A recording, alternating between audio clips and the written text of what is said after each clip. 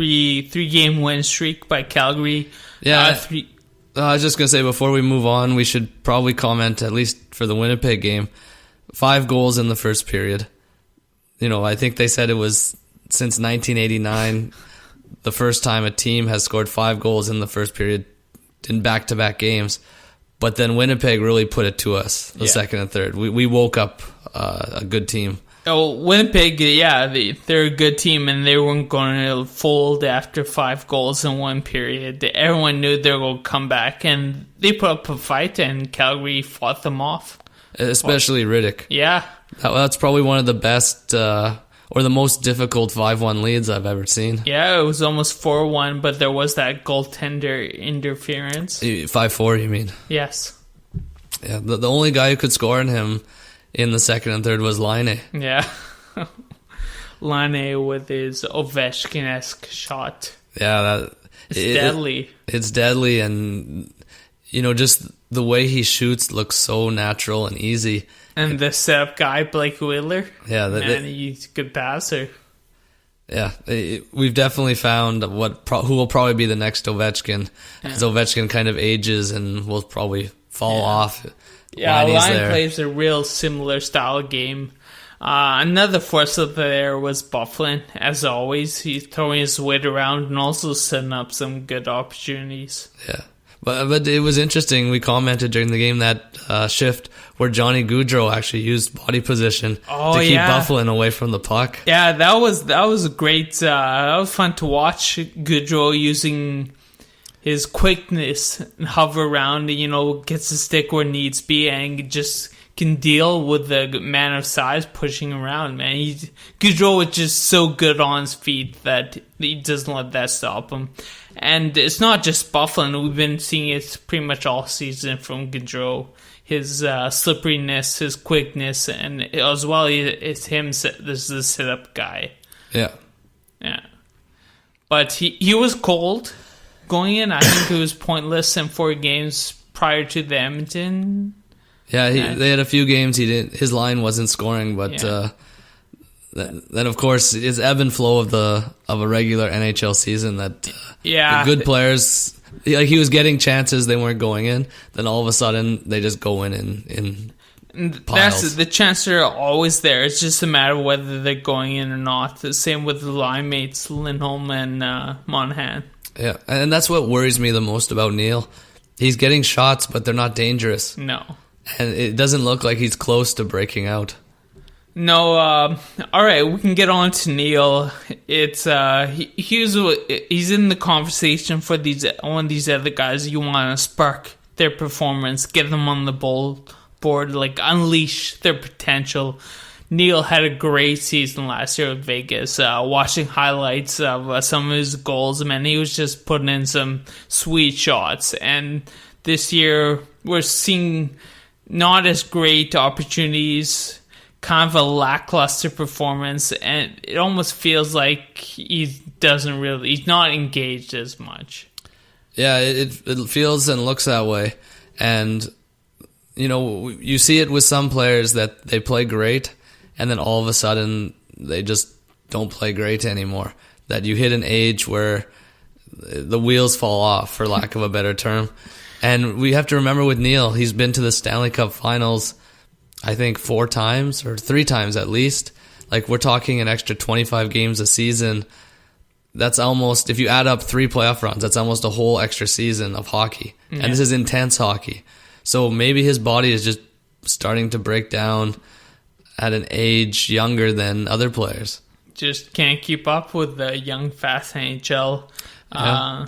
Because if you really look at our top, like if you look at the forwards on the Flames, we don't actually need Neil. He is the oldest. And, we have enough guys right now scoring that he's redundant. So... Or Frolik older than Neil? I think Frolik might be older, but... Yeah, we have... He's looking more engaged than Neil. Yeah, that's true. But yeah, it's going to be an interesting thing to watch what the Flames do with Neil. If sometimes it's just the adjustment period being on a new team. Yeah. Sometimes it's just not a good fit. You never know, but a guy who's used to playing on your first or second line and is making first or second line money and goes straight to the third, in the short term, it doesn't look like a good deal. Yeah, and on top of that, 5 years did seem pretty generous for an aging star. He could be our Lucic. Yeah, Lucic got less years than Neil, doesn't he? Well, less years left, yeah, but not, or maybe it's the same. But Lucic signed for 7 years, so I think he has 4 or 5 left. Yeah. All right. I can't let the talk about Winnipeg game slide without my boy Dylan Dubé's first goal of the season. First goal of his career. Yeah, welcome to the National. Welcome to the National. It was a nice goal, getting to the gritty places, and it finally goes in for him. So it was good timing for him too, because Coach Bill had talked about should Dylan stay in the NHL, or is it better for him to go down to the minors? Yeah. So, and maybe it was just like sending a message, kind of trying to get him motivated. But either way, he got his first goal. He's on the board. Yeah, I don't know how much more motivation he needed. He was playing strong. It felt like this was just a matter of time. He was playing strong, but since the concussion, I think it's been 3 or 4 games, he did not look that engaged. That's true. Coming back from the concussion, it was a rough go-around, I guess. But, hey, he's on the board. We also saw Jankowski get on the board, and he seemed like he was due. Yeah, and my boy, back-to-back games with goals. Yeah, this was also felt like just a matter of time. He had been playing strong, getting his chances. He's really good at stealing the puck. Yeah. Creating turnarounds. And I could see him filling the same role as Frolik did on that second line. Yeah. Kind of a grinder, get the puck. But Bennett is a little more aggressive than Frolik is, so he adds a little bit different dimension. But I could see him being that replacement for Frolik on the second line. You think they might give that a chance this year? Well, they did the last 2 games. It was Jankowski? No. Bennett. Bennett. Yeah, sorry, that's who I was talking about. Bennett. Bennett with Backlund and Tkachuk. Yeah. And so, yeah, I think that that could be a good fit there, and leaves Frolik kind of, in the wind. In the wind, so to speak, yeah. All right. Let's go on to some questions that this kind of leaves around. What kind of future do we see from Mike Smith? Is Riddick taking over a starting role? Yeah, from my perspective, if I'm going to make a prediction, I see Riddick as a starter. The question is, after teams see him more than once, are they going to start to figure him out? Does he have a glaring weakness? Yeah, soft spot. Yeah.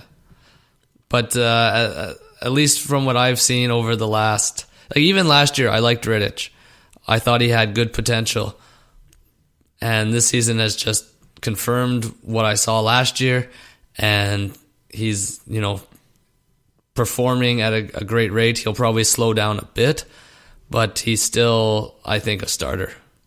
Yeah, his positioning is solid. He's stopped 3 breakaway chances against Edmonton. I guess kind of blew right over that, but he pretty much was the deciding factor in Edmonton, stopping some really key chances. Vegas and Winnipeg felt like more was the strong offense performance by the Flames was carrying the team, and Rick was just filling in the gaps with those. But not Winnipeg. Saves. He had over 40 shots against Winnipeg. Yeah, he saved 40 on a 40-shot game. He let in 3 goals. Yeah. And he let in the first shot, so you can even look 15 at seconds in. Yeah, so it didn't phase him. He No, still it played didn't great. phase him. No, these are all signs of what I'd say a starting goaltender. So then, yeah, okay, it's good in the sense that like keeps the Flames going. But what's this going to mean for Smith? And what can the Flames do if Smith becomes second? Well, I think Smith is on a contract that's expiring. If Riddick can carry the load, then you run with Riddick, and Smith becomes your insurance plan. Yeah. And Can the Flames continue to have success even with Smith playing in the net? no. There it is. Oh, man. That's a hot take. Smith. So you're signing with Francis, and Smith is done in Calgary. Flames make the playoffs, and Smith still has no say in what the outcome will be like. Yeah, I hope not. Yeah. All right. Well, there it is. Yes on Riddick, no on Smith. Should we look around the league? What's been going on? All right, let's do it.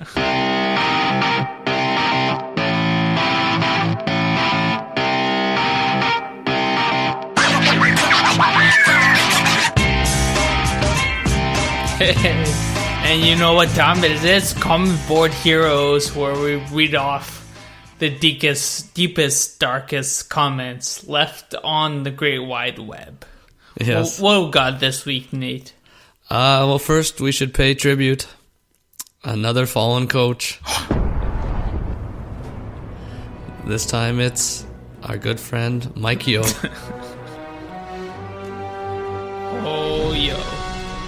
With 2 seasons. I think a year and a bit in St. Louis. But he also creeped for a whole season where he was kind of just hanging around while Hitchcock was coaching. And St. Louis went through some pretty wild swings. I think last year they had a 12-game win streak at one point, 10, 12 game. Yeah. Started off strong. Ryan O'Reilly's been playing great. But I think it was a 4-game losing streak. 2 of them which they were shut out. 3 games. 3 if you games get in a row they were shut out. All led to all right, that's enough. Yeah. And Mike Yo, he bites the dust. Yeah, a lot of comments. It looked like quite a bit of jubilation from St. Louis fans, and a lot of wordplay with Yo.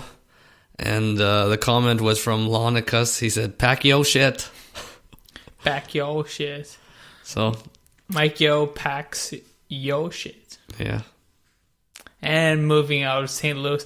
When he started, was he just named as an intermediate coach, but then he did well, so he signed him on? What he was is Hitchcock was coaching, and they weren't sure about Hitchcock. So they brought Yo in as an associate coach. He wasn't assistant, he was just associate. So he basically stood beside Hitchcock for almost a whole season. Yeah. And then, yes, they transitioned. So. Got Hitchcock out of there. And yeah, so we pay our salutes to Mike Yo. Moving on. Do you think you'll see him again? I think he maybe is destined for assistant coaching. This is his next move, but you never know. Yeah. And there's one more coach we have to salute, is there not? That's correct. Number 4 of this season. In the early goings of the season is Todd McClellan of the Edmonton Oilers. Yeah, I remember him in San Jose for a long time. And it's kind of fitting. As Edmonton traveled back to San Jose, they fired him. As, you know, he took the plane ride all the way to San Jose. And when he arrived, he was no more. Dismissed of his duties, given the accident. a lot of people are saying he is paying for the sins of a GM in an organization. If you just look at the trades